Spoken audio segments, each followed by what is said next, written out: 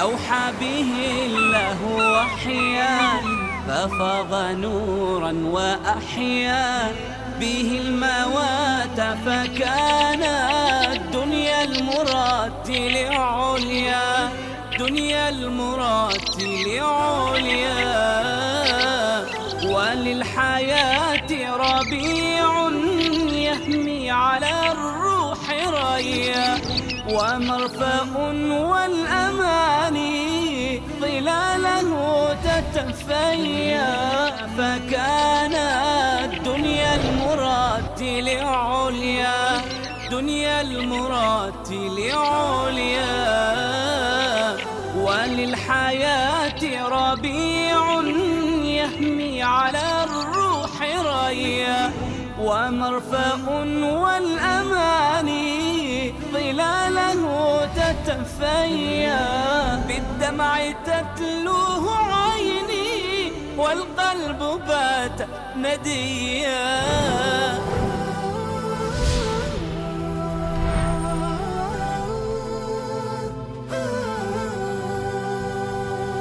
وننزل من القرآن ما هو شفاء ورحمة للمؤمنين ولا يزيد الظالمين إلا خسارا. و از قرآن آنچه را که شفا و رحمتی برای مؤمنان است نازل می کنیم، ولی بر ستمگران چیزی جز زیان نمی افزاید.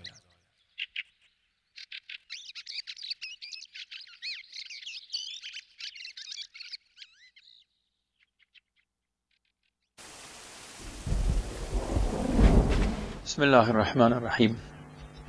الحمد لله وكفى وسلام على عباده الذين اصطفى. رب اشرح لي صدري ويسر لي امري واحلل عقدة من لساني يفقه قولي. خواهر و برادر عزیز و ارجمند، السلام علیکم و رحمت الله و برکاته. باز هم شکر الله را به جا میاریم که برای ما و شما فرصت عنایت کرد باز در رابطه با مسئولیت های خود ما به صحبت و به مذاکره میپردازیم. چنانچه در هفته های گذشته یا در برنامه های گذشته از حالت و وضع خانواده های ما در غرب صحبت کرده آمدیم، حال هم به دنبال همون صحبت پیش میریم ببینیم که شما به کجا میرسیم. طبعا بیان این حالت ها انگیزیش گرفتن عبرت و درس است. ما چطور میتونیم یک خانواده با سعادت، یک خانواده که در آرامش و خوشی به سر ببرند، چند روز کوتاه این عمر در جنجال سپری شود یا در خوشی و سعادت سپری شود. طبعا همگی ما ترجیح میتیم که بی جنجال زندگی پیش بره، ولیکن وقتی توجه نکنیم این جنجال ها گریبانگیری ما هستند. با توجه به این که ما مسلمان هستیم و سرنوشت قضا و قدر الهی ما را کشاند آورد و کشورهای غربی در اینجا فرهنگ و کلتور خاص خودشان داشتن. اینا ما هم آمدیم در همه طور یک وقت با این کلتوری که بیگانه بودیم یک بار سرد و چار شدیم. بعضی ها نتانستن خودشان حفاظت بکنن، فامیلشان حفظ بکنن. بعضی ها کم و بیش، بعضی ها تانستن مقاومت کنن، همو رسم و رواج خودشان، همو دینشان، همو عنعنات را داشتن، حتی لباسشان، خورد و نوششان، رفت آمد های فامیلی ها را، اینا را هم نگاه کرده تانستن. تأسیس مدارس شد، تأسیس مساجد شد، مرکزهای اسلامی ایجاد شد. هر کشوری هم، هر کسی هم به مو ذوق خودش به نام مراکز کلتوری و مراکز فرهنگی ساختن چیزهایی. بعضی که خدا هدایتشان کرد در همین کشورها آمدن به دامن اسلام رجوع کردن. کسایی هم آمدن در کشورهای خودشان آدمای خوبی بودن، آدمای دینداری بودن، در اینجا آمدن یک عده ور خطا شدن، دست و پاچه شدن، در این محیط، در این فرهنگ، در این جامعه رنگ همی جامعه را گرفتن. طبعا با مرور زمان سیاست ها تغییر کرد، خصوصا در این اواخر که میبینیم یک شعار اسلام ستیزی، اسلام دشمنی در این کشورها بلند شده. یک عده هم عملا دست به دشمنی میزنن با اسلام، با مسلمان ها. بعضی چیزها را، مانعه ها را ایجاد میکنن سر راه مسلمان ها، بعضی قوانین را پاس میکنن. با این ترتیب ما در طور یک جنجال روبرو هستیم. مراکز هم گاهی نقش خودشان ادا میکنن. مردم هم که در این مراکز هستن اینا هم گاهی یعنی اثر این مراکز احساس میکنن که همین مراکز اسلامی، خصوصا مراکز اسلامی، تانسته که افراد خودش در محور اسلام جمع بکنن. طبعا این به مو همت و توان و طاقت خود ما، برداشت خود ما از دین ما هست که بعد تانستن در اینجا مطابق قوانین اسلامی زندگی بکنن، دینشان احترام بکنن، دینشان دوست داشته باشن، دینشان عمل کنن. بعضی هم نتانستن، بعضی هم خداوند کل ما را هدایت بکنه. ما حال در صدد عزیز هستیم که خانواده های خود ما را در یک محیطی هستیم که خانواده به نام یک قانون، به نام یک پدیده در حالت از بین رفتن است. و جایایی هم است که از بین رفته خانواده، فقط یک نام باقی مانده، خانوادی که از اعضای به نام پدر و مادر و اولاد و یا بالا و پایان بریم پدر کلان و مادر کلان، نواسه و کواسه، اینها فعلا اگر خال مانده باشه دیگه همه را این نظام تانسته که در هم بکوبه و خانواده ها از بین بروند. طبعا در طول تاریخ خود خانواده در تمام جوامع بشری از یک مقام و یک موقعیت خاص و مبارک و مقدس برخوردار بوده، خیلی با ارزش بوده.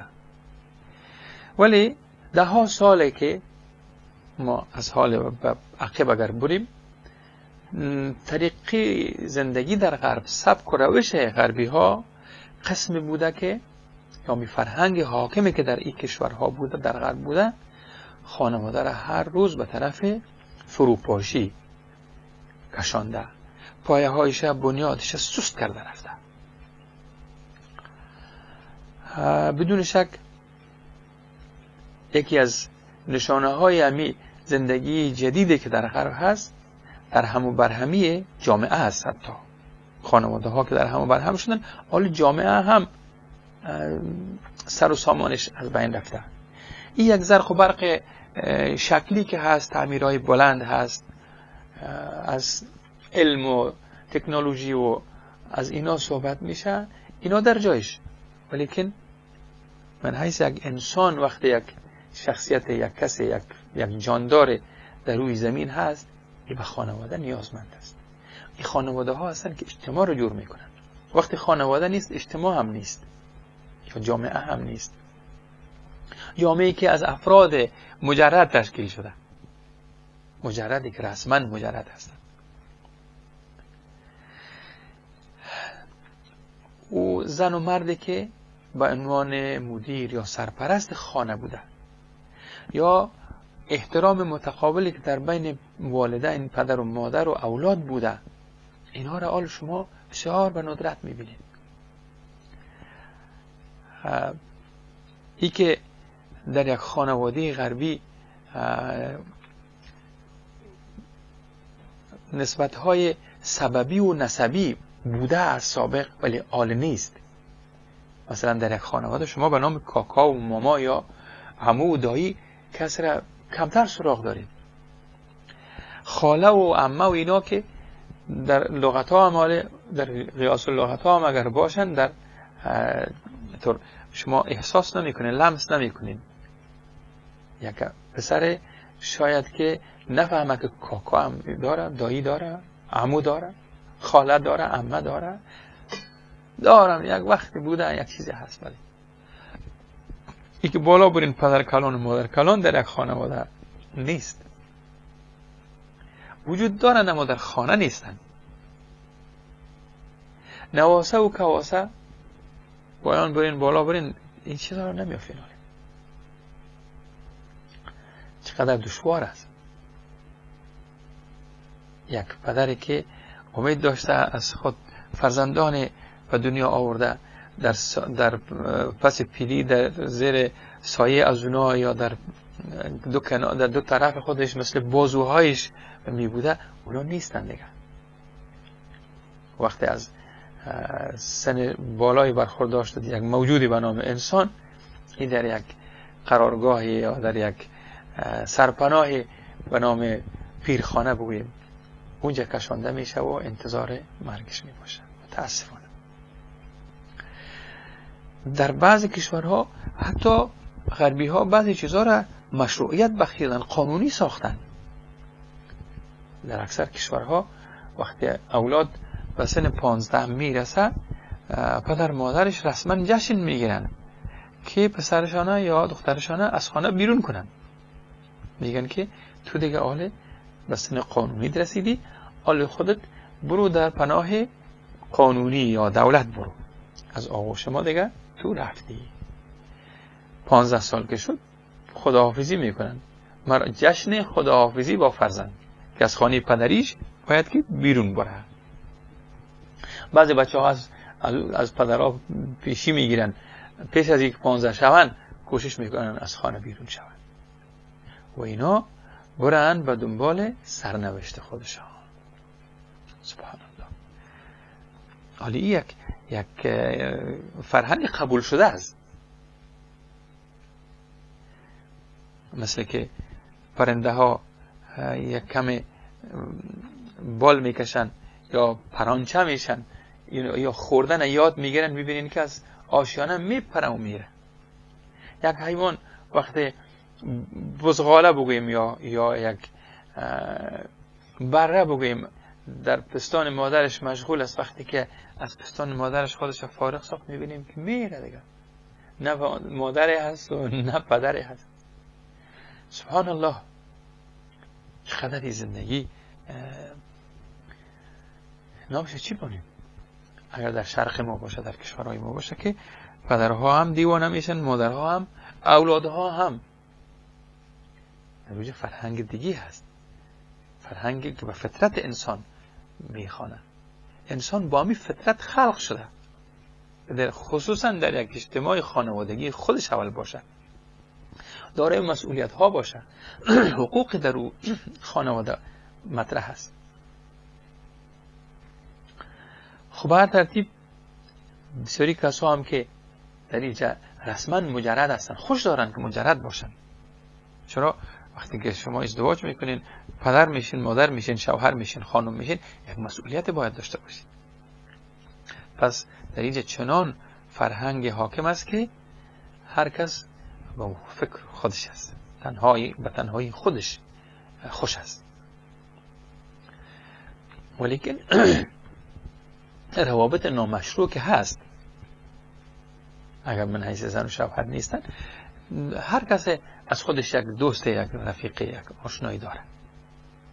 ولی اینا کوشششان همی است که آزاد هستند، مسئولیت نپذیرفتند. آرامش خودشان در چی اینا احساس میکنن؟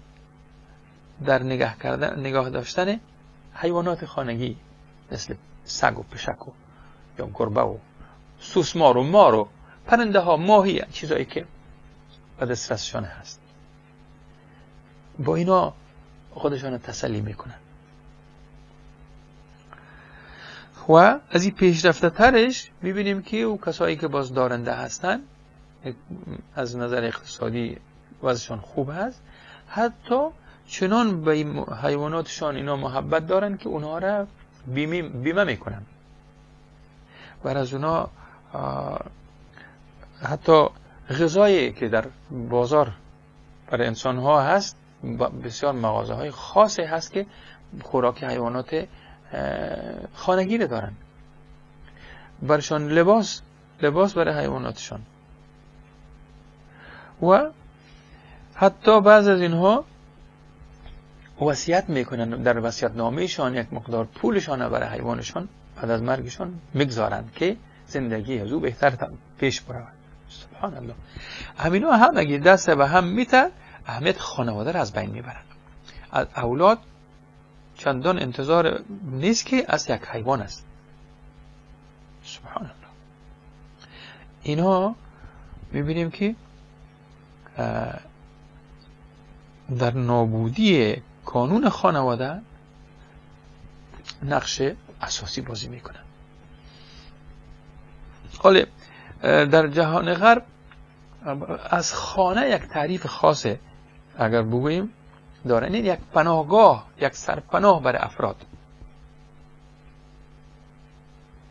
و جایگزینی از این هم جای دیگه هست که اگر خانه نبود یک جای دیگه هست. مثلا طفل شیرخواره هست، برای طفل شیرخواره ما یک شیرخوارگاه هست.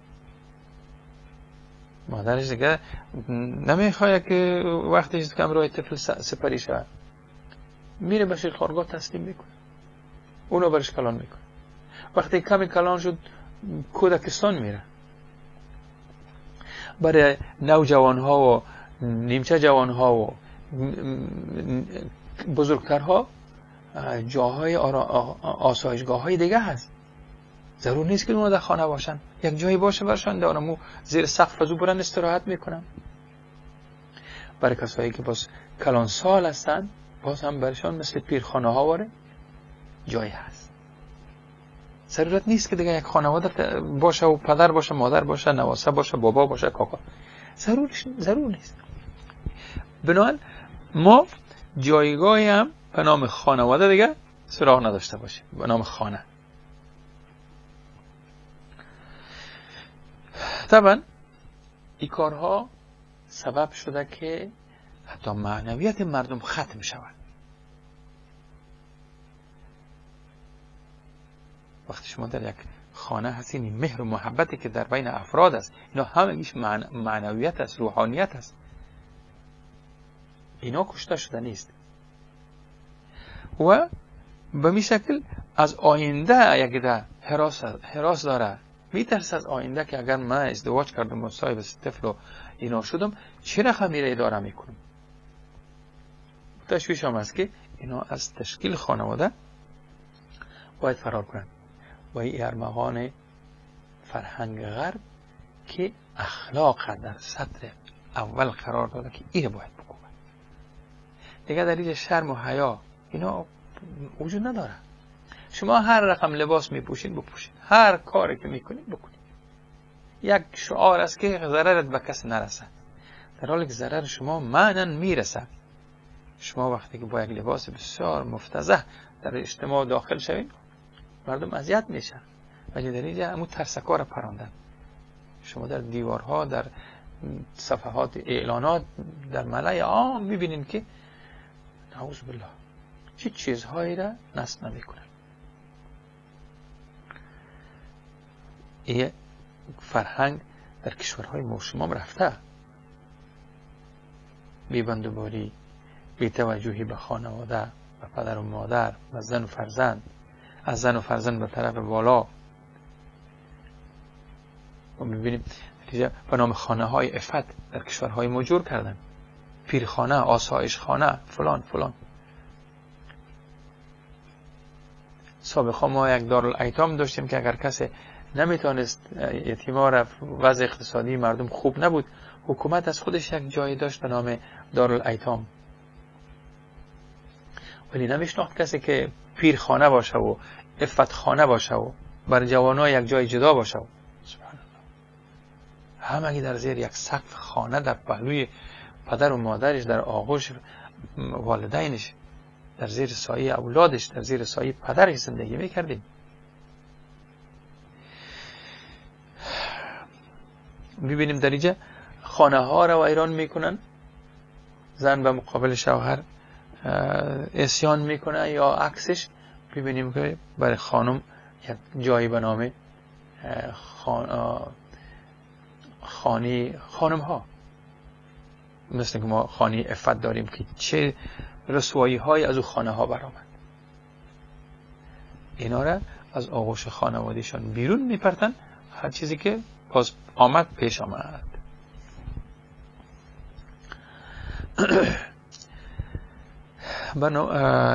خواهر عزیز و برادر ارجمند، تلفن ها باز است. اگر شما خواستین که مداخله کنین، شما در همین مورد اگر میخواستین صحبت بکنین، شما زنگ بزنین.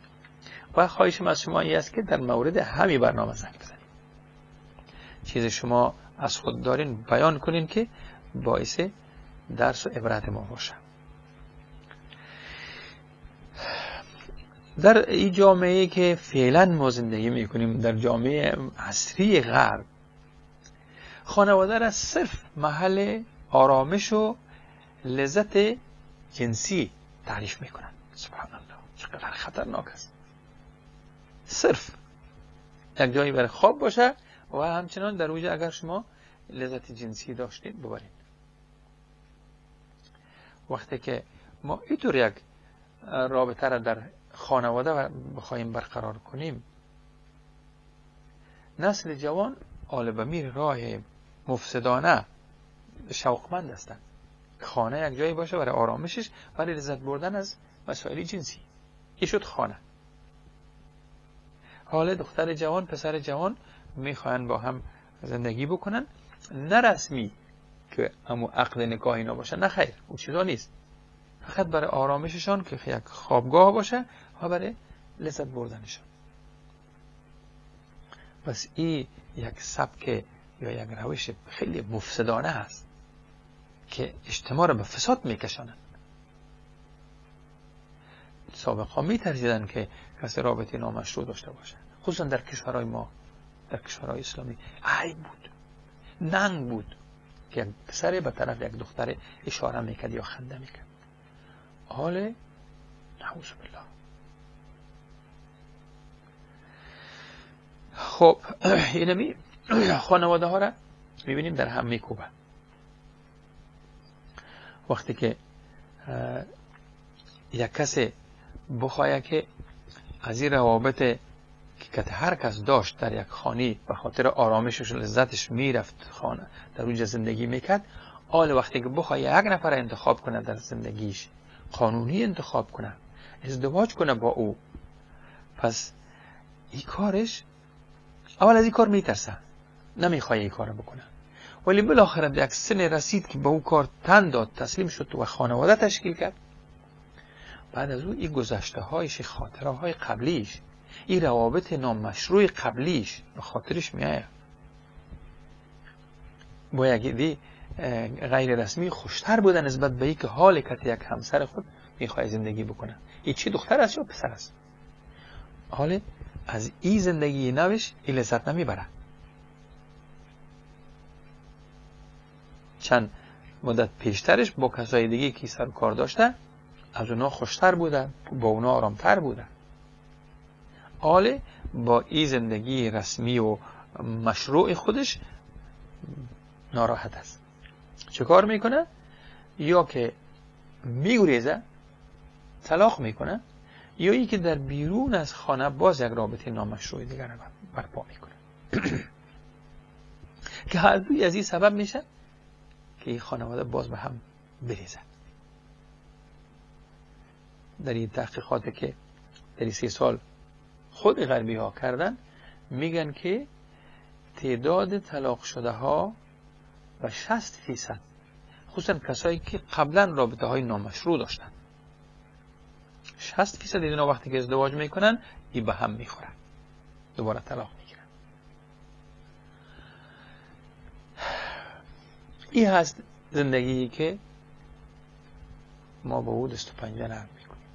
فرهنگی که رفت به کشورهای ما هم، یا به زور بردن، یا به تزویر، یا به پول، یا به رضا، یا به تبلیغات، حالی که تمام رسانه ها در اختیارشان است. از اخبار و مجله و تلویزیون و سریال ها همگی در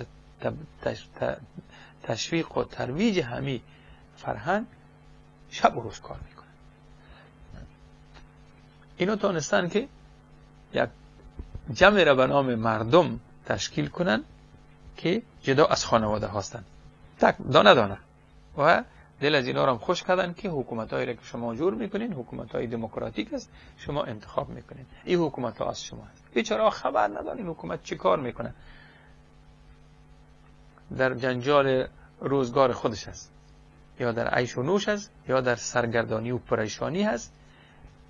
باز روزی که انتخابات میشه باز دیگه کار بازی میتن که ما به شما این کارا میکنیم و این کارا میکنیم، بیاین شما رای بدین و شما هستین که حکومت تعیین میکنین، در حالی که اینا خبر ندارن که چی را تعیین. ولی میرن و یک رایشون میدن. کی هر کس که لعنتش در روی دیوارا زیادتر بود، هر کس که دروغای زیاد گفته بود، بازی داده بود، دوباره اینا رو تعقیب هم نمیکنن که شما وعده‌ای که داده بودید چیکار شد، چی کردیم.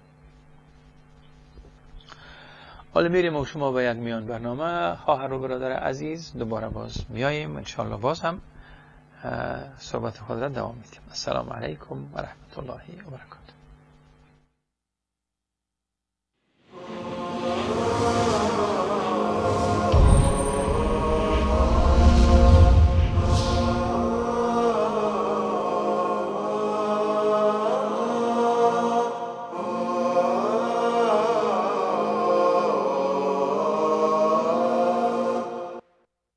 هدي الحبيب يقودني وبنوره تصفو الحياة. سار في درب النبي صحب وأشراف تقى. قوموا إلى درب رسول الله صلی الله علیه و آله و سلم فرمودند هنگامی که انسان از دنیا می رود عملش قطع می گردد مگر سه چیز: صدقه جاریه، یا علمی که سود آن به مردم برسد، و یا فرزند صالحی که دعاگوی وی باشد. الحبیب یقودنی و بنوره تصفو الحیاة. سار فی درب النبی صحب و اشراف تقى. قوموا إلى الدرب المضيء نسمو ونرقى في علا.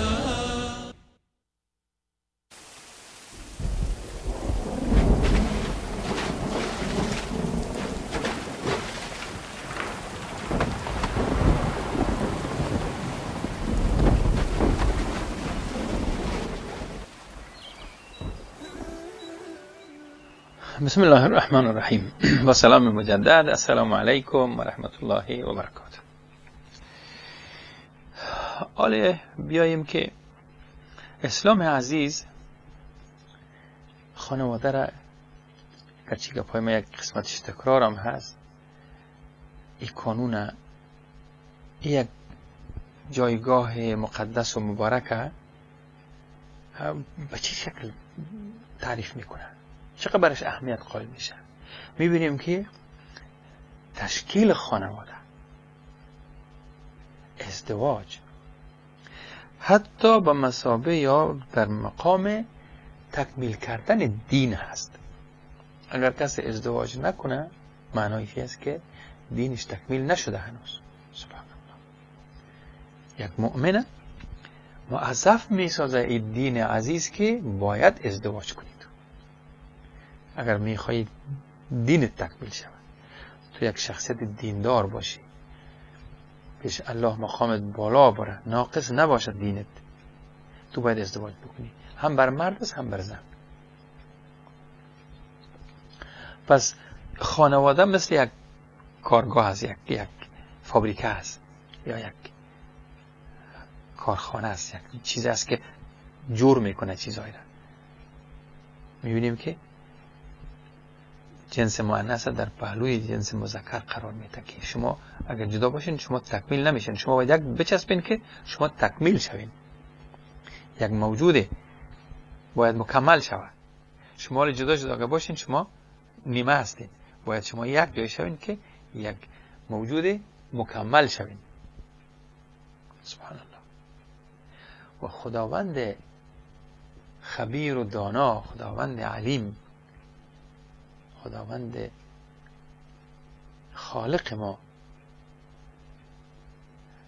مؤنث یا زن چه رقم خلق کرده که یک جنس لطیف هست و پناهجو هست، یک پناهگاه بر خود میپاله، یک سرپرست بر خود میپاله. در فطرتش هم اینطور هست،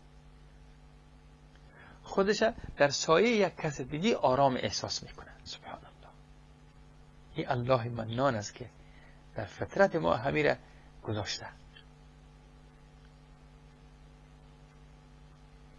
یک جنس لطیف هست خانم زن و پناهجو میپاله، یک پناهگاه، اما تو خلقش کرده. مرد لطافت جو هست، میپاله یک چیز لطیفه میپاله، اما این باز پناه دهنده است. این یک کسی در پناه خود که داشته باشه این خوشحال است، این مثل که امو وظیفهش انجام داده، این خودش یک پناهگاه خودش احساس میکنه که یک کس را در پناه خودش بگیره، ولیکن لطافت میپاله، خودش لطیف نیست. الله خالق ما با همو حکمت و تدبیر خودش دو جنس مرد و زن را همه طور آفرید و هیچ وقت ما از یکی دیگه بی‌نیاز نیستیم. ما نیاز داریم به یکی دیگه، ما زن نیاز داره به مرد، مرد نیاز داره به زن. اگر اینا جدا جدا زندگی میکنن و هیچ میل ندارن به طرف یکی دیگه شان، هیچ نیازی احساس نمیکنن، اینا مریض هستن، اینا یک نقص دارن.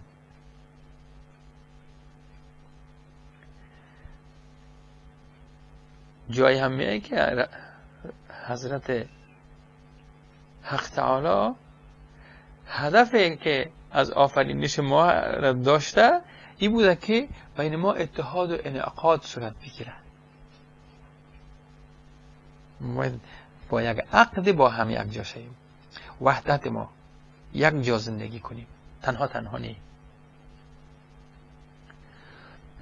و اسلام است که در بین دینهای آسمانی منظمترین قانونه، بیشترین قانونه برای تنظیم روابط درون خانه وضع کرده. سبحان الله. بهترین شما، رسول خدا میفرماید صلی الله علیه وسلم، بهترین شما کسی است که بهترین با خانوادهش باشه. خودشان هم مثال میتن که من بهترین کسی هستم در خانواده. سبحان الله. الله میگه بدترین کار در نزد الله روابط ناسالم بین خانواده هست. بد میبینه الله که در خانه جنگ و جنجال باشه.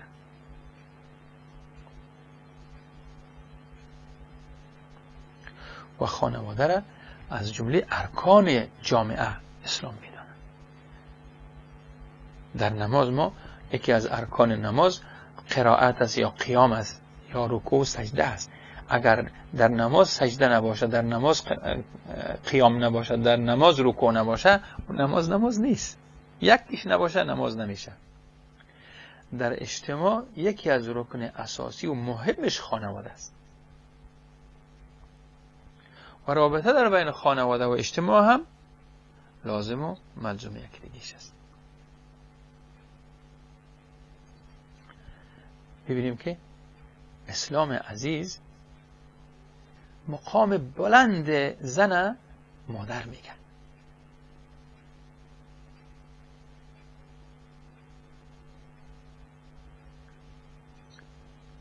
مادر است که زیر پایش بهشت است. سبحان الله. و مرد مقام بالای مرد در غیرتش است و در ارادهش است که این خانوادهش حمایت میکنه و هدایت میکنه. این معراج مرد در غیرت و اراده و هدایت کردنش در خانوادهش است. سبحان الله. یک کسی، یک مردی که در خانواده صلاحیت نداشته باشه، در خانواده توجه نداشته باشه، خانوادهش اداره نداشته باشه، این در غیرتش هم یک سوال باید شود. سبحان الله. حالا در همه طور یک حالت وقتی که ما خانواده را بخوایم تشکیل کنیم باید که با یک آینده دور امیدوار باشیم. ترس نداشته باشیم که ما یک مسئولیت میپذیریم. وقتی در اون جامعه امیدواری باشه، ترس نباشه از آینده، مردم یا افراد و جامعه با شجاعت، با شوق و رغبت طرف ازدواج میدن که ما زندگی پر مسئولیت قبول داریم، تعهد میکنیم، خانواده را تشکیل میدیم، یک برنامه عمری را طرح میکنیم، امیدوار هستیم، از آینده نمیترسیم. چرا نمیترسیم؟ این چی است که ما را قدر امیدوار میسازه و دلاور و شجاع میسازه؟ دین ما هست، دستورات دین ما هست، آگاهی از دین ما هست، عمل با دین ما هست. ببینیم اللهی که غنی و کارساز است. وقتی شما دو نفر میخواین ازدواج کنین از فقر، میگه نترس از فقر. شما برای فقیر اولادتون بدین به شرطی که از دین و اخلاقش مطمئن باشید. او مرد با خدا رابطه داشته باشه، خدای غنی او را غنی میسازه. الله میگه من شما را غنی میسازم وقتی که شما با هم ازدواج کردید. نترسین که رابطه ما نشناختیم که دیگر خدا میدونه که با هم دوست خواد شدیم، محبت یک در دل یکی دیگه ما خواد پیدا شد. اینا رو میگه دست تو نیست، مالک قلب ها الله هست. وقتی که تو به خاطر الله اجرأت میکنی، به خاطر خوشنودی رسول الله تو اجرأت میکنی که من صاحب یک خانواده میشم، من میرم ازدواج میکنم، من میرم کلمه گویا در امت پیامبر زیاد کنم، بازو الله در بین شما مودت و مرحمت و همه چیزا را ایجاد میکنه. سبحان الله. شما به شرطی که با اخلاص، با هدفمندی این عقد انجام بدید. یک همسر را به خاطر الله انتخاب کنید که خدایا من میخوایم یک همسر با خدا داشته باشم، یک همسر پرهیزگار داشته باشم که فرق حلال و حرام بفهمه. برای من اولادهای صالح تربیه بکنن، از اخلاق پیامبر پیروی کنید.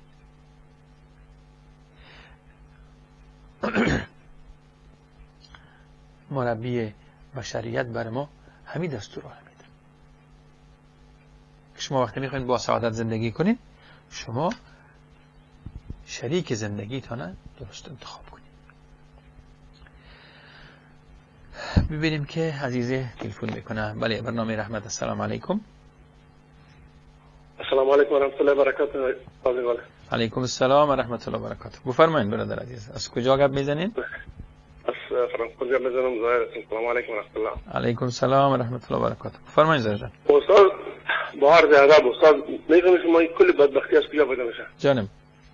در خانه نماز نمیخونن، نه زنش نه مردش. زن سوار در بازارا که چادرک گاجی پیشان پیکایش وقت کردی خودشون در گازینو میگه. استاد این شروع میشه دیگه. وقتی که شما استاد میبینید با عرض ادب ماشاءالله خود شما عالم هستین. خواهش میکنم. سوره توبه 124 میگه شما نمیگون سال دو شما رو امتحان میکنم. الله پاک میگه و در سوره تا میگه کسی که در 106 فکر کنم میگه وقتی شما که نماز نخونیم از زندگی شما را تنگ میسازم. یارو نمیفهمم این از این شروع وقتی در خانه که نمازمش دم دول شعور از موسیقی پایگردیده و همچنین سریال سایتان اصلا این شروع میشه. وقتی نماز کنه بود بازم علما میگه استاد میگه کسی که از دایره اسلام برای نماز نخونه اولین دشمنی که در مقابلش میگه اولادش یا زنش. این شروع میشه. کلی ما دنیا آلمان کلی ما ببینیم الله تعالی ما من خدا تعالی کل زیاره داد بتا ای افغانه ما خصوصا یا خصوصا ما تمام یا باید کمک قرآن مطالعه کنه ترجمه قرآن بخونن دیگه نزی خاطر سوال نمیشم که کل بدبختی از نماز خواندن از بی‌نمازی نمازا میخوانن خلاص خصوصا مردم افغان بهترین که سر زبانش قلبک آدم دلک آدم پاک باشه خلاص هر گاج از کجا پیدا کنن یا این سر تیکای خلاص نمیونه خلاص خوش دلشون خلاص ساده بشه دیگه استاد وقت نمیگیرم بسیار تشکر زهر جان لطف کردین خوش بر شما میخوام خدا تعالی شما را خیر بده سلامت باشین خدا تعالی در خانهتون دولتتون کار زندگیتون در علمتون خدا تعالی خیر و برکت السلام علیکم و رحمت الله و برکاته بسیار تشکر برادر عزیزم خداوند شما را خیر بده واقعیتش هست همی که ما از خدای ما که اگر غافل شدیم زندگی بر ما تیره و تاریک میشه حالا ما ببینیم یک جوانی که تازه عروسی کرده خانمش با یکی از علما زنگ زده و گفته که من تازه مسلمان شده بودم و ازدواج کردم با یکی از مسلمان های جوانی از این هموطنای ما شماست متاسفانه بگویم ببینیم که باز عزیز تلفن کرده بله سلام علیکم السلام علیکم و رحمت الله و برکاته و علیکم السلام و رحمت الله و برکاته حالا اول شما خوبه خانواده محترم خوبم الحمدلله شکر الحمدلله سلامت باشین شما برادر عزیز از نروژ صحبت میکنین بله و افریقا بسیار خوش شدم که شما دوباره زنگ زدین خدا کنه اگه شعرتان بخوانین یک بار که امروز نیم شد و دیگه اون روز یک کمی همینطور احساساتی شد و شرایط بسیار برای ما سخت گیر شده خیلی معذرت میخوام از شما و هم از بینندگان عزیزه خداوند شما را کمی بلند صحبت کردم و گفت در زدم اینا دیگه بالاخره شرایط بعض وقتا همه تو داد زدن هم انشالله مؤثر است شما از دردتان رو گپ زدین لطف کنین امو شعرتان بخوانین که فرصت انشالله میخونم باز هر جایی که مشکل دست باز به من بدین که جواب بدم انشالله بفرمایید بسم الله الرحمن الرحیم ببینیم بر سر دنیا چیاله گاهی جنگ و گاهی بمباره های بریم با مسئول دنیا بگوییم که حقوق انسان ها زیر پایه اگر قدرتی به دنیا نداشتم نمیداشتم که انسان کشته بشه خداوند دوست نداره جنگ و کشتار خداوند دوست داره انسان پاک را بیایم صلح و هشتی هم بسازیم که صلح و هشتی محبت میاره عزیزان نکنیم بیشتر از این جنگ که جنگ و کشتن هم کینه میاره بیایم علم و فرهنگ هم بسازیم که علم و فرهنگ عدالت میاره کودکا دوست دارم من شما را که شما پاکترین انسان ها هستین یک چند تا دیگه هم هست همین لحظه از خیر انشالله خیر ما شما زنده باشیم باز شما هر وقتی که زنگ زدین انشالله فرصت باشه که شما شعرهای بسیار پر از محبت و احساساتتان بخوانید بسیار تشکر برادر عزیز من السلام علیکم و رحمت الله واقعا دنیایی که هر جای هر گوشه و کنارش خون مظلوم سرخ کرد خانه ها ویران میشه کسایی هم که زورآورها هستن اینا امروز سرنوشت بشریت تعیین میکنن جنگ میکنن شما که کی جنگ میکنن شما رو به خدا روزها بلند میشه تیاره های غول پیکرش بم های آدم کشش میای سر خانه های مظلوم های مردم هایی که اونجا زندگی میکنن شما اگر میخواین که جنگ کنین خب برین امروی امریکا جنگ کنین روسا اگر روسا امریکایی ها میخواین که با کسی زورشان نشان بدن برن با یک قلدر دیگه جنگ کنن کت مردم جنگ میکنین کت زنا و بچه های کوچک جنگ میکنین برنامه رحمت السلام علیکم سلام درود رحمت خدا بر شما استاد گرامی علیکم السلام و رحمت الله و برکاته خواهر عزیز خوب هستین الحمدلله شکر که شما صحتمند هستین مهربانی میکنین بفرمایید پروگرام‌های زیبایتان کلیگ میآموزه ان شاء الله که همیشه پر برکت و پربار ایمانتان پر از ایمان شده بر همیشه روز. خدا شما رو سلامت داشته باشه خواهر عزیزم. دعایتان خدا در حق کل ما قبول کنه. بفرمایید. در ما دعای خیر کنین که انشالله که جنگ و خونریزی ها همه به صلح و آرامش تبدیل شود. در کشورهای اسلامی انشالله که رحمت خداوند نازل کنه، قلبهای ما را پر از نور ایمان بگردانه. ما اعمال خود ما انسان ها خراب شده. استاد گرامی، یک تعداد مردم هستن که خاص برای زنگ زدیم که انسان ها مولانا انسان پرست شدن. حال مثنوی معنوی بسیار بالا است، اما مردم ها رو پیروی میکنن به کمی این انسان دیگه هیچ نابغه است. و اگر درست از مولانا رو من احترام خاص دارم، به مثنوی معنوی احترام دارم، اما اگر کدام کتاب اگر شما در این باره بعد از تحقیق بخیر انشاءالله یک معلومات درباره مولانا رومی بیندازیم که کتاب توحید داره یا نداره، یا می کتاب بدون از کتاباش کجاست است، یعنی بدون از مثنوی یعنی بلندترین کتابش است، دیگر کدام کتاب توحید داره یا ندارن. اندهی باره ازی که یک معلومات بتین. همین جوانا بسیار فکرهاشان خراب شده. این مردمایی که به سن 60 و 70 رسیدن در این سنهای آخر مولانا پرست شدن، مردم ها را گمراه میکنن، مردم ها را به دیگر راه میکشنن دیگه. اینمی بسیار بعد از شرک بسیار این دیگه رواج یافته، زیاد رواج یافته. شرک به دیگر رقم پیاده میکنن به مردم. اینمی را بسیار تشکر از پیشنهاد میکنم. پروگرام های شما بسیار عالی و آموزنده است.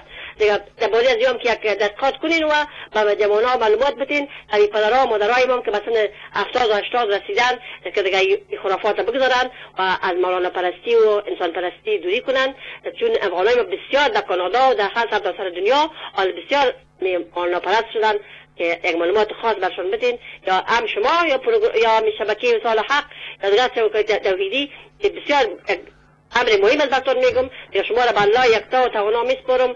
خداوند شما را سایه شما را سر ما کم نکنه. در راه صحابه و رسول خدا و سایه صحابه پایدار ثابت قدم باشین. در جنت اعلی نصیبتان کنه. السلام علیکم رحمت الله. علیکم السلام و رحمت الله و برکاته. بسیار تشکر خواهر عزیز. امیدوار هستم که در این مطلبی که شما ذکر کردین توجه خاص شوه. واقعا حال امروز یک وسایل یک چیزهایی را عنوان میکنن دشمنان اسلام، از امو خلاهای مسلمان ها استفاده میکنن. کتاب مولانا که شخصیت مولانا معروف هستن، شناخته شده هستن، ولی این را جاگزین میسازن به یک چیز مهمه که ما را از او دور کنن، از قرآن، از حدیث، از اینها ما را از اصل گپ دور بکنن، ما را بیارن به یک طرف بکشانن که از اونجا خودشان با زور تعبیر بکنن که شاعر قصدش ای چیز بوده از این مطلب، ای چیز بوده از این مطلب، تعبیر و تفسیرشان خودشان بکنن. و این خاطر آله یک وسیله شده برای یک عده کسایی که مردم میخوان از اصل اسلام دور بکنن به یک بهانه. ببینیم مشکلات جوامع ما مسلمان ها خیلی زیاد است. اسلام یک دو دشمن نداشته، رنگ و رنگ دشمن ها با اسلام است. گرچه این دشمن ها هم خودشان کور هستند یا بصیرت خود از دست دادن که این دینی که به نام اسلام است خب برای نجات بشریت است. چرا شما را این به قسم دشمن گرفته نشه؟ بر ترتیب این اول نیست آخر هم نیست. از ابتدایی که دین حق سر بلند کرده در برابرش دشمنی شروع شده تا به قیام قیامتی دوام داره، ولی که پیروز نمیشن. همیشه اینها سرافکنده و شرمنده میشن. بر ترتیب خواهر عزیز ما واقعا مطلب خوبی را گفتین که در این رابطه انشالله استودیوی مرکزی هم میره یادداشت داره. ما هم کوشش میکنیم که یک برنامه خاصه در این رابطه که چرا مردم میخواین از اصل برنامه‌ای که ما را به طرف خدا میکشانه بیرون میکنن، ما را به طرف اشخاص و به طرف چیزهای دیگه میکشانن. و خدا پناه میبریم از شر اینها. در اینجا یک داستانی بود از یک جوانی که ازدواج کرده با یک پسر مسلمان، دختر جوانی که مسلمان نبوده، تازه مسلمان شده. این قصه خودم میکنه برای یک شخصی، برای یک عالمی که من فعلا از خانه بیرون شدیم. سبب بیرون شدنشان این بوده که میگه به شوهرم گفتم که فردا روز رخصتی هست، میشه که چای صبح ما و شما ما یک جا بخوریم. اولاد ندارن، تازه زندگی رو تشکیل کردن. شوهر قبول میکنه. فردا وقتی صبح میشه خانم چای سرشته میکنه و میگه وقتی که چای تیار شد صدا کردم که چای حاضر است. شوهرش میگه خب میایم. دیدم نامد، تخم پخته کرده بودم، تخمم سر دسترخوان آوردم، با صدا کردم که نان سرد میشه، تخم پخته کردیم. گفت میایم و با موبایل خودش یا با تلفن دستی خودش مشغول بود و 10-15 دقیقه گذشت آقا نامد و من دیدم که نان سرد میشه، شروع کردم به خوردن. بعد از 10-15 دقیقه آقا میآید و میبینه که خانم نان میخوره یا چای میخوره، یک بار اعصابش خراب میشه و داد و بیداد میکنه و چیزی که میگه از زبانش آمد گفت. حتی به حد رسید که من گفت دیگه کارت ندارم، برای از خانه برو. خانم میگه ترسیدم، فوری از خانه برآمدم. راست آمدم خانه دوستم، همو خواهر که گفت مرا به اسلام مشرف کرد و به اسلام مرا معرفی کرد و من مسلمان شدم. خانی از امو آمدم جریان برش گفتم که شوهر من اینو طور یک کارا کرد، این تو حرفازه. سبحان الله. بعدش ای بی بی دختر که ایره به اسلام دعوت کرده بوده، اینا هر دوشان نزد همی عالم یا تلفنی میگن یا بعد نزدش میرن که جریانم میگن. مرد پرسان میگه، عالم پرسان میکنه که شما چرا بی بی از خانه برآمدی رفتی؟ تو زود کده رفتی؟ گفت ترسیدم. من شنیده بودم که اگر مرد 2-3 دفعه این طلاق تکرار بکنه یا 3 بار تکرار بکنه، باز دیگه این آشتی امکانش نیست، زندگی به هم میخوره. من از اون خاطر ترسیدم که اگر باشم این مرد باز اصرار کنه که برای 2-3 بار دیگه بگویه و من وقت بیچاره شدم، فرار کردم آمدم خانه دختر. سبحان الله. چقدر این زندگی بنیادش چقدر ضعیف است. به خاطر یک چای. ملامتم خود شما اگر همین قصه درست باشه. ما در صدد از این نیستیم که این قصه درست است یا، چرا ما قضاوت نمی کنیم. ما نمیگیم که این خوب کرده یا خراب کرده. ما یک حکایتی هست، یک داستانی هست که رخ داده، ما این همین رقم شنیدیم، همین رقم از این میخوایم برداشت کنیم که اگر همینطور باشه چرا این پسر جوان، این برادره که یک خانم به خاطر اسلام دوست داشته و اسلام مشرف شده، آل ازدواج کرده که دین خود تکمیل کنه، پیشتر که عرض کردیم، ولیکن به خشم شوهر خودش معروض بانه و بالاخره او را شوهر با کلمات خیلی زننده و زشتی که نباید یک جوان با غیرت، یک جوانی که خانواده تشکیل میکنه، یک جوانی که مسئولیت داره. پس فرق بین یک غربی که خیلی بی بنیاد، بدون هدف، بدون مسئولیت قبول کردنش میای ازدواج میکنه، وقتی که کارش نشد رخصت میشن میرن. مسلمان ها این کار چطور میکنین؟ و مسلمانی که شماها هستین که شما آگاهانه در اینجا زندگی میکنین، میگین ما مسلمان هستیم، ما خواندیم، دیگرها رو دعوت میکنیم. چقدر سخت است کار. خب این آقا خانم از خانه میکشه با همو گفتارش و این خانم هم بس ترس از که شما سعی کنید، خانم ترسیده که خانهش خراب میشه، بیا که دوباره دیگه تکرار نکنم. ما شما همه تو عادت داریم نی، وقتی که گپ ما نشد اصرار میکنیم، غضب میشیم، میزنیم کته هر چیزی که در دست ما آمد. و این خانم هوشیار بوده، نخواسته که بیشتر از این آسیب ببینه، فرار کرده رفته. حالا به حالت از اینا ما گریه کنیم که این خانه چقدر این عقد چقدر بی بنیاد بوده، پیشی پسر، پیشی جوان. هنوز که مشکلات دیگری ندیدین شما. و مشکلاتی که سر مردهای در کشورهای ما می آید به خاطر یک لقمه نان، یک نفقه پیدا کردن، چی روزها را می بینن. شما که در اینجا قرار شستین، کار نداشتین، حکومت برتان کمک میکنه و یا راهی برای خودتان پیدا میکنین که پیشانیتان عرق نکنه، یک لقمه نان پیدا شود. و باز شما خانوادهتان ابقا به ارزش میشه پیشتان.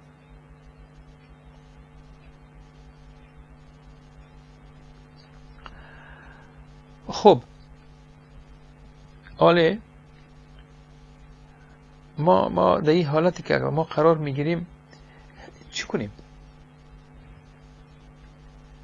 این دختر اگر میشیشت، این دو تا حرف دیگه از زبانی مرد بیرون میشد، گفته خانم که زندگیشان تا رو مار میشد.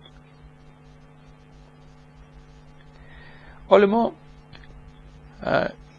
این را اگر بگوییم که ازدواج کهنه است، در اروپا میآیند، باز در این زیر اثر این فرهنگ قرار میگیرن و پوسیده میشه این روابط، باز به هم میخوره که بین کلان ها هم همینطور بدبختی ها هست. کسایی جدا شدن، کسایی داماد بودن، نواسه داشتن. سبحان الله. یا اگر بگوییم در این شرایط جدیدی که پسر و دختر در این شرایط اروپا در زیر این فرهنگ اینا کلان شدن، اینا ازدواج میکنن، این قدر پایه هایش لرزان است. در یک شمال، در یک چای خوردن و دیر آمدن و دیر رفتن، اینقدر این رابطه پوشالی هست. عالم میگه که من تعجب کردم، گفتم خدایا چیکار کنم. بیوی را پرسان کردم که من برای شوهرت زنگ بزنم؟ نه، خواهش میکنم اگه او بفهمه که ما آمدیم برای شما گفتیم یا برای شما زنگ زدیم، روزم سیاه‌تر میشه. خیلی چی کنم دختر عزیزم، چطور کنم؟ این من یک دوستش هست، او را بسیار دوست داره، اگر شما بتونین که از او اگر گپ بزنید. این دختر راهنمایی خوب کرد مرا و من به او دوستش زنگ زدم، دوست پسر زنگ زدم، دوست داماد زنگ زدم که بیا اولادم که اینطور یک مشکل پیدا شده و تانستیم مشترکاً با او یک رقم رابطه بگیریم با این پسر که تو چطوری کار کردی؟ خانیت خراب میکنی. این عیب است. شما مسلمان ها امروز نکاح میکنین، سبا طلاق میدین. این در اجتماعی که همگی متوجه ما هست چقدر عیب است. نکنین این کار. بالاخره این پسر از خر شیطان پیاده میکنن و ازش خواهش میکنن که برو خانمت هر جایی که هست بگی راست گوبر، توبه بکو، استغفار کن، دیگه اوش کنی که گپ از زبان نگیری. حالی هم اگه قصد تو طلاق بود، حال در دفتر اعمال تو یک نقطه سیاه هست. دفعه دو تکرار نشه که خانید باز ویران میشه. سبحان الله. وقت ما پوره شد، میریم باز به یک میان برنامه و بعدش میگردیم و صحبتهای خود ما را دوام میدیم. السلام علیکم و رحمت الله و برکاته.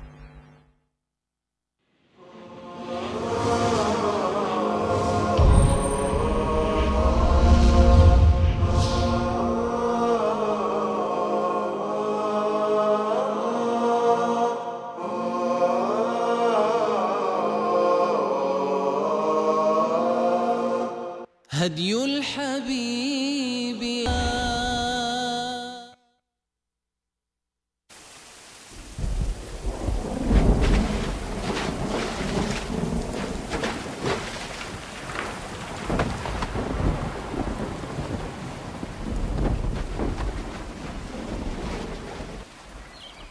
بسم الله الرحمن الرحیم.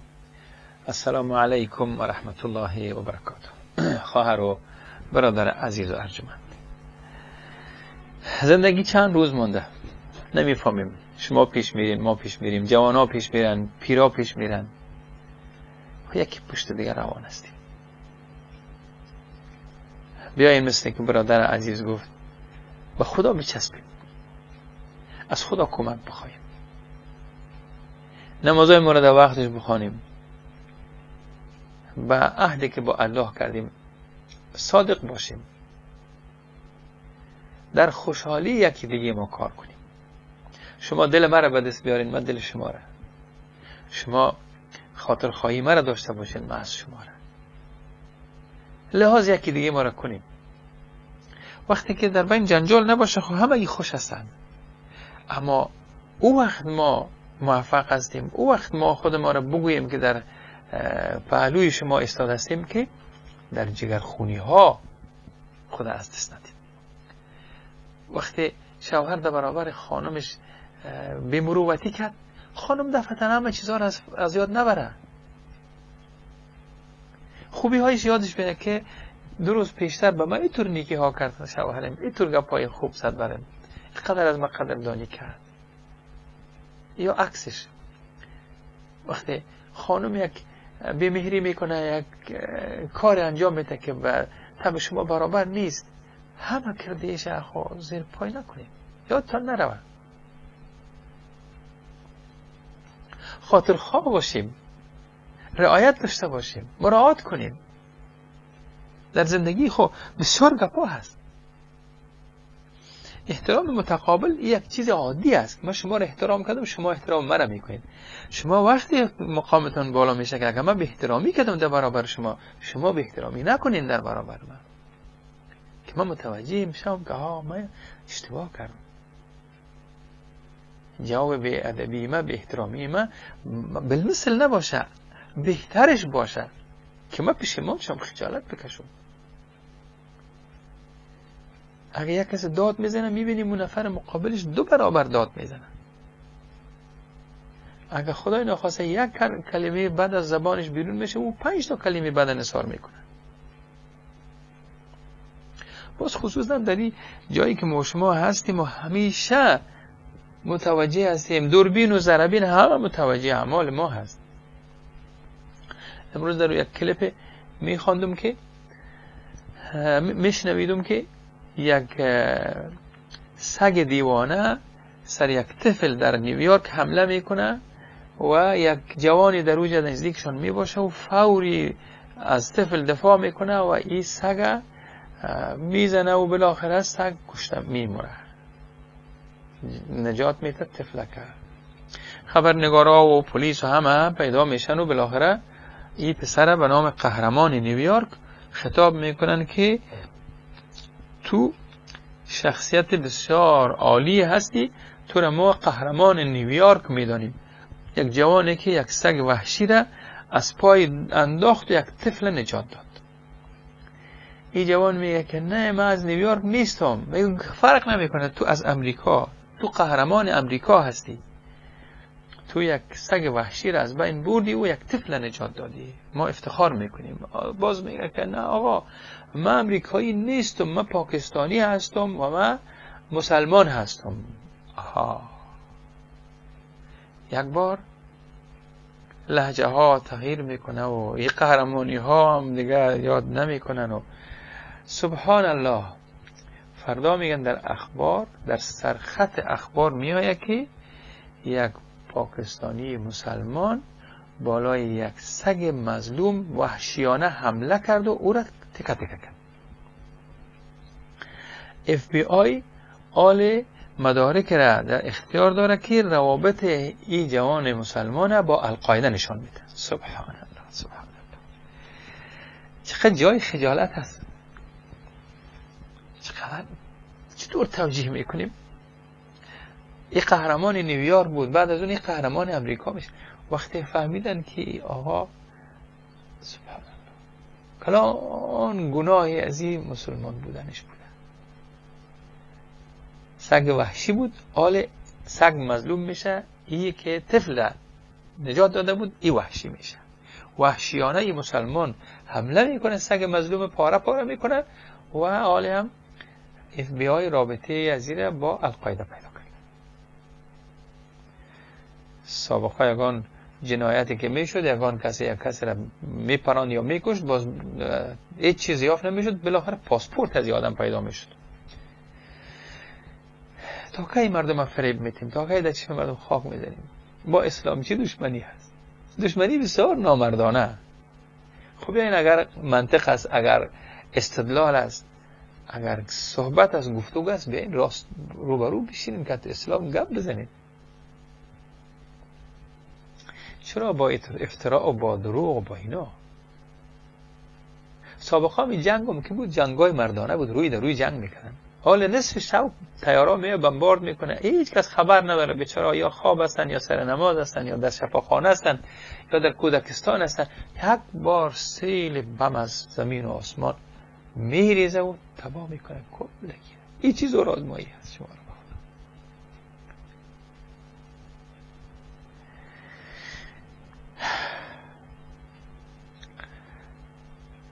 چیکار کنیم؟ مادر عزیز برای پسر خودش یک زن میگیره، عروس پیدا میکنه، در جای خوشش میایه، امیر میگه برای بچه میگیرم و برای بچهش میگیره. عروسی میکنن. در شب عروسی پسر ندیده خانمش، خبر نداره، مادرش برش گرفت. وقتی که مراسم خلاص میشه، پسر میره، عروس میبره به خانه. شب زفاف است. وقتی چادر از روی خانم بالا میره، میبینه که خانم یا عروس زیبا نیست، شکلش یا چهرهش بسیار خنک در نظر داماد میخوره. یک بار خشمناک میشه و قهر میکنه و عروسش در بین خانه اعلام میکنه و میره در سر تختش و لحاف دم رویش کش میکنه و خودش بس قسم میکنه که من چقدر مادر من به دعا کردم، چقدر ملامتش کردم که به من چی را گرفت و خواب کرد. شب عروسی داماد در شب عسل است، شب برای خود زهر ساخت، عسل از زهر کرد، خواب کرد. عروس ور خطا حیران شد، چیکار شد خدایا. عروس فهمید که من چهره زیبایی ندارم، به او خاطر این اولین بار من دید و خشمگین شد و قهر کرد، خواب رفت. خانم میشینه، ذکر میکنه، میره لباسایش عوض میکنه، وضو میگیره، نماز میخونه، میشینه تا دم صبح. اذان فجر میشه. وقتی اذان داده میشه، میخیزه شوهر خدا بیدار میکنه. بخی آقا وقت نماز شد، اذان داد، کش میکنه لیافش پس خدا. باز عذر میکنه، بخی وقت نماز شد، گوش نمیکنه، نمیخواد گوش کنه. میره عروس خودش نمازش میخونه، دعایش میکنه، میبینه آل آفتاب میبره، باز میایه سر بالینی شوهرش، میگه بخیز وقت نماز است، نمیخیزه، تیله میکنه عروس میگه که حالا خودش شوهر قسم میکنه، میگه عروس بر من میگه که آقا میفهمی من چرا با تو عروسی کردم؟ حالا او خود جواب نمیده، میگه من چوب هستم، خاموش هستم، نمیخوایم که حرفش بشنوم، حرف بزنم. میگه آقا میفهمی با تو چرا من ازدواج کردم؟ من از رسول خدا صلی الله علیه و سلم شنیدم که میگه اگر همسر شاید در نماز فجر، در نماز صبح بیدار بکنه، الله متعال با نظر رحمت طرف از او خانم یا طرف از او شوهری که همسرش بیدار میکنه، با نظر رحمت طرفش میبینه. میفهمی؟ برای شوهر خود میگه که چرا من با تو ازدواج کردم؟ به خاطر که شنیده بودم که رسول خدا صلی الله علیه وسلم میفرمودند که اگر همسر یا خانم بگوییم، کل مشخص خودی خانم، اگر خانم شوهر خود برای نماز صبح بیدار بکنه، خداوند متعال از آسمان ها با نظر رحمت طرف عزیزان سیل میکنه. میگه میخوایم من همون زن باشم که الله با نظر رحمت طرف من سیل میکنه. میفهمی چرا؟ من از این خاطر که چانس برم پیدا شود و من شوهر خود از خواب بیدار کنم، من به خاطر کدام کار دیگه تو را نگرفتی، صرف به بیدار کردن تو برای نماز که الله منان به نظر رحمت طرف من سیل کنه. شوهر میگه که من دیگه طاقتم نامد، خشتم از جای. آدم مسلمان بوده، نمازخوان بوده، خدا ترس بوده، لیکن شیطان وسوسه‌اش کرده که با او خانم در اوج همه تو برخورد کنه. برنامه رحمت. السلام علیکم.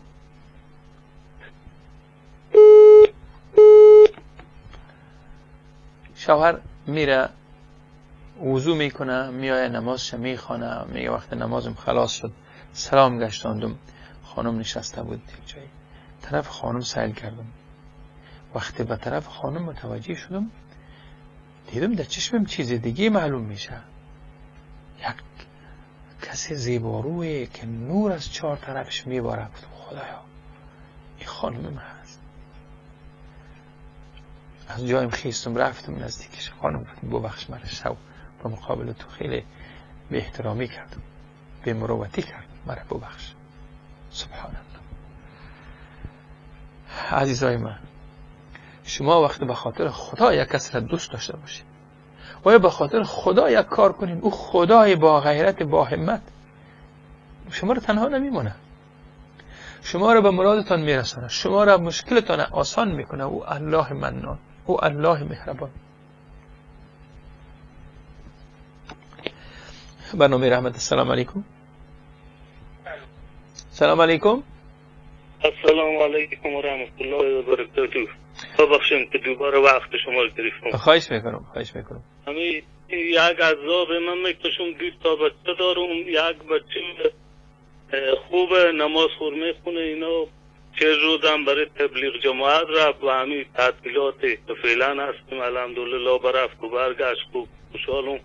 همین یک بچه دیگه من 16 سالشه ولی نماز نمیخونه، هرچی هم به اون میگم خیلی عذاب میکنم، هرچی به تو میگم بالاخره درست برا نمیایه و شرایط هم بسیار سخت بود. مدتی پیش من جدا کردم از گپای زیبای شما، من به دادگاه استفاده کردم، بسیار موفق شدم الحمدلله.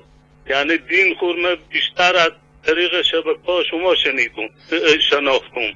یعنی از 2012 من سواد همون که گفتم ندارم، ولی از شما خداوند به بزرگی خودش علم به قلبش علما ما جا بده که به خیر دنیا و آخرت ما باشه. علم دنیا و آخرت خداوند به قلب شما و همه علمای دین اسلام جا بده که باعث هدایت دشمنان اسلام برای دین اسلام بشه. ولی همین عذاب میکشم از طرف از این بچه. یکی ای که اگر که همه عزیزانی که صدا رو میشنوم امروزه میبینیم که دشمنان اسلام بسیار تلاش میکنه که مسلمانان به نام بسازه و ضعیف بکنه. من خود همین کارهای کردم، اگر اونا هم سلام میبینم فکر میکنن گفتم درست هست.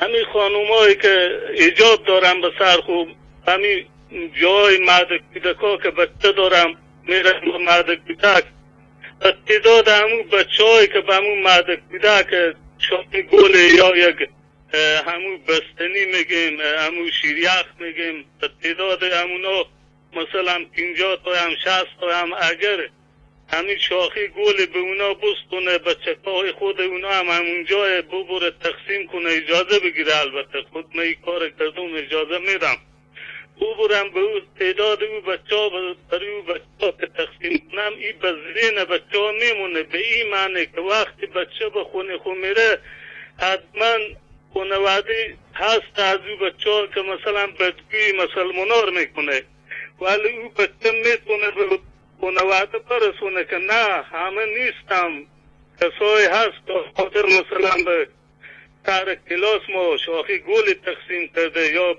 دونی بستنی همون شیریخ داده برای همه ما شاگردا، ولی این تا زنده باشه به ذهن میمونه، همون تا او ریغ میرسونه به خانواده خوب، به دیگر دوستا خوب که یک زن مسلمان آماد بود همین کار انجام داد.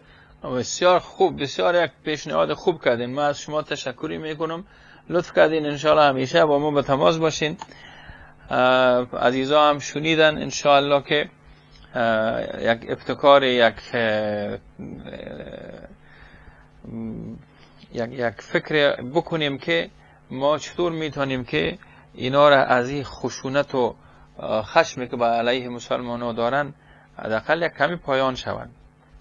و همین رقم از برادر عزیز ما که رابطه به نماز پسر گفتن، نماز انشاءالله با همون لطف و خوشی که شما دارین، حتی در محیطی که شما زندگی کردین، میبینین که تجارب زیاد شما در اختیار دارین. بله، برنامه رحمت. السلام علیکم. سلام علیکم. بله، السلام علیکم. و علیکم السلام. ببخشید نمیفهم مشکل که قطع میشه. من حرفای شما را گرفتم برادر عزیزم. من انشالله که در برنامه های دیگه هم شما با ما تماس داشته باشین. حالا وقت ما خیلی محدود شد. شما چیز دیگه هم سفارش دارین؟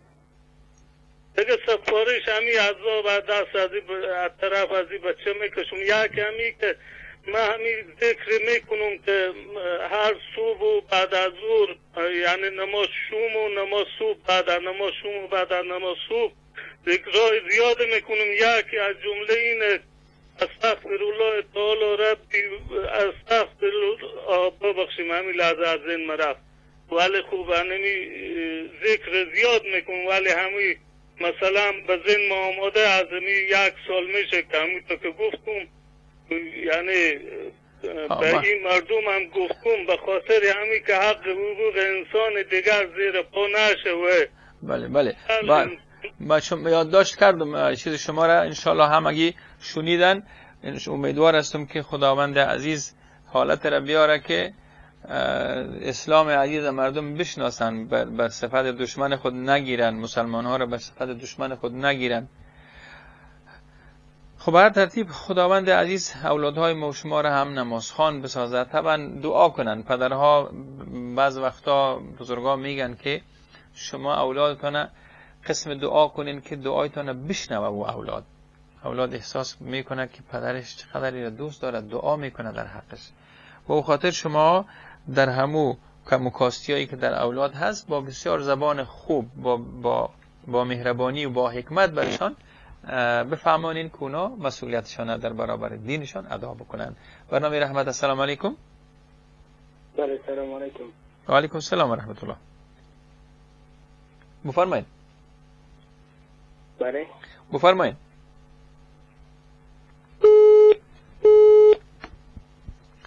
بله، با خواهر عزیزی که خداوند مو چهره را نصیب کرده بود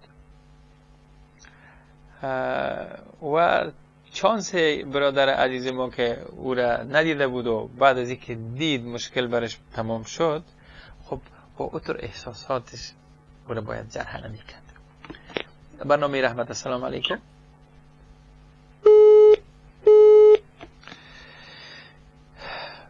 خب صورت اگر زشت باشه و قدر عیب نیست که خدای ناخواسته سیرت زشت نباشه. وقتی یک نقص در وجود انسان است، در اعضای بدنش است، اینا که از خود انسان نیست، اینا خالق خلق کرده. بنابراین ما اعتراض به چهره یک کسی نداشته باشیم. مردهای هم هستن که مقبول نیستن ولی زنهای مقبول اونا را گرفته. شما تن به تقدیر میتین محبت یکی دیگه تان جلب کنین به طرف یکی دیگه تان، از اخلاق حمیده برخوردار باشه. او زشتی ها را او اخلاق پر میکنه. برنامه رحمت. السلام علیکم. بله، سلام علیکم. و علیکم السلام و رحمت الله. خوب هستین؟ الحمدلله. بفرمایید. صداتون میشنوم. ما یک مشکل داشتیم که همین برادرم هست که از مکر خورد در کشور آلمان، هرچی برش میگم نماز بخوان، قرآن بخوان و گفت من نمیکنه دیگه. خواستم شما یک مشوره بگیر. بسیار تشکر. چند سال است؟ 13 ساله. 13 است. اوکی. انشالله دعا میکنیم که خداوند عزیز جوانهای ما را، نوجوانهای ما را به نماز و به عبادت خود بیاره. طبعا کار آسان نیست برادر عزیزم. شما خودتان پیش خودتان یک فکر کنین، شما در چند سالگی توجه شما به نماز شد. اونا شاید بعضی کسا از دیرتر، بعضی کسا از زودتر از غفلت و از اینا خلاص میشن، از گیر شیطان خلاص میشن، اینطور بگویم. بعضی کسا میمونه. پس نباید آدم مایوس شود، نباید تو بگوید که دیگر این شاید اصلاح نشود، شاید گمراه شود. ما حولشان رو ببینین، دوستایشان کیا هستند، سر و کارشان با کی هست، اینا رو تشویق کنین. مثلا یک دوست نمازخوان کدش سر و کار پیدا کنن، با مراکز و مساجد سر و کارشان پیدا شود، با آدمای خوب سر و کار پیدا کنن. شما خودتون مانده نشوین، خسته نشوین. یک دین از گردن ما شما یک واجبه هست که ما دیگرها را هم همون رقمی که خود ما دوست داریم دین ما را دیگرها هم دوست داشته باشن. اما تو که خود ما نماز دوست داریم دیگرها هم دوست پیدا کنن نماز. ولیکن آسان نیست، زحمت کار داره، شما توجه بکنین. ولیکن در پهلوی از اینکه شما اونا رو دعوت میکنین، شما خودتان هم از امو روی خوبتان جدا نشوین، خشونت نکنین، جنگ و غال مغال دعوا نکنین، خدا نخواسته این واسه که خوب شود خرابتر نشود. در پایانی برنامه هستیم، یک مطلب را اینجا یادداشت کردیم. حتما یک کسی با تجربه بوده که این را روی کاغذ نوشته کرده. میگه که در گلزار زندگی زناشویی دو چهره را میبینیم. امی زندگی زناشویی را با گلزار تشبیه میکنه. راستی هم گلزار باید باشه، اما در این گلزار میگه ما دو چهره میبینیم. یک چهره که خارگونه است، خارا را میبینیم، گلا همیشه با خار هستن. یک چهره دیگه گلگونه هست. میبینیم که برنامه رحمت. السلام علیکم. السلام علیکم. و علیکم السلام و رحمت الله. بیادر ما یک مشکل داشتیم که چه قسم همی رحمت چی کارهایی را کنیم، مثلا کمی رحمت خداوند بالای ما و دعاهای ما قبول شود، که هم بتانیم همی فرایض نماز و یا درستی ادا کنیم، همین چیزایی که بالای یک مسلمان فرض می باشه. بسیار خوب، بسیار خوب برادر عزیزم، بسیار تشکر از توجهتان به این مطلب مهم. انشالله یادداشت کردم، خدا کنه که وقت یاری بده. در غیر از انشالله در برنامه دیگه دنبال میکنیم این صحبت. امیدوار هستم که در برنامه دیگه شما هم باز یک بار تماس بگیرین. حالا این مطلب آخری را میخوانم که در گلزار زندگی زن و شوهری تو چهره را میبینیم. میگه یکی خارگونه هست، یکی گلگونه هست. ولیکن بیشتر مردم که از 90% بالاتر اما خارگونه را میبینن در زندگی یا در گلزار زندگی زن و شوهری، اما خارا را میبینن. شاید کمتر از 10%، یعنی به عقیده بسیار کم، او چهره گلگونیش را میبینن. یعنی در زندگی امکان نیست که همیشه گل و گلزار باشه، هیچ خار نباشه. بنابراین او خارها رو نبینین. میگه خار هست، ولی اگر همیشه خار دیدیم گل فراموش ما میشه. گلها رو ببینیم، یگان خار اگر هست بگیم یگان تا خار هست، طبیعی خار با گل می باشه. ولیکن شما حاله میگه که وقتی که این زندگی مشترک شروع کردین چی میخواین؟ میخواین زندگی کنین یا میخواین جنگ کنین؟ سبحان الله. حال پیشتر به خاطر یک چای صبح جنگ شد، خانه قریب بود ویران شود. پس میگه حال وقتتون رو تلف نکنید. وقت ضایع میشه اگر طرف خارها سعی کردیم که جنگ اگر مشغول شدیم. در زندگی با همسر و فرزندانتان به چهره گلگونه نظر داشته باشید. و اولادکایتان غنچگکاست که سوا اونا هم گل میشن، اونا رو مثل غنچه ها ببینید، خارایش سعی نکنید. در اصلاحشان باز وقت شما موفق میباشید. اگر همیشه طرف حوزشتی ها دیدین و طرف خارها دیدین، باز خودتان جگر خوب میشه، وقتتان ضایع میشه. برنامه ما به طرف پایانی رفته. ما از شما تشکر میکنم، با ما صبر و حوصله کردین. از استودیوی مرکزی هم تشکری میکنم از برادرای عزیز ما در عقب صحنه، از کسایی که زمینه دوام این کارها را از طریق رسانه های توحیدی خصوصا از شبکه جهانی وصال حق زمینش مساعد کردن. خداوند از همشان راضی باشه، اجر آخرتشان شود در پله ترازویشان در حسنات در اعمال در پله حسناتشان اضافه شود. السلام علیکم و رحمت الله و برکاته.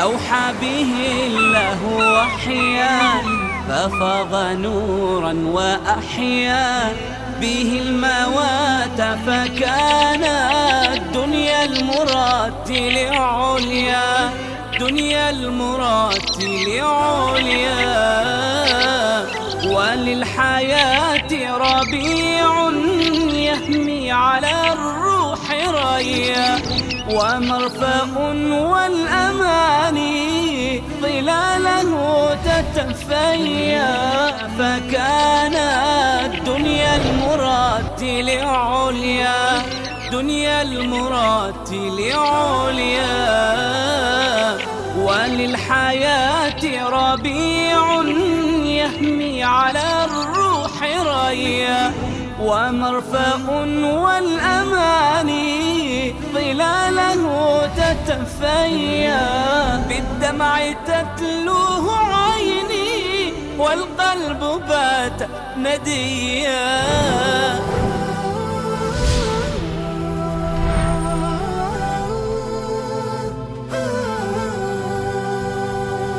وننزل من القرآن ما هو شفاء ورحمة للمؤمنين ولا يزيد الظالمين إلا خسارا. و از قرآن آنچه را که شفا و رحمتی برای مؤمنان است نازل می کنیم، ولی بر ستمگران چیزی جز زیان نمی افزاید.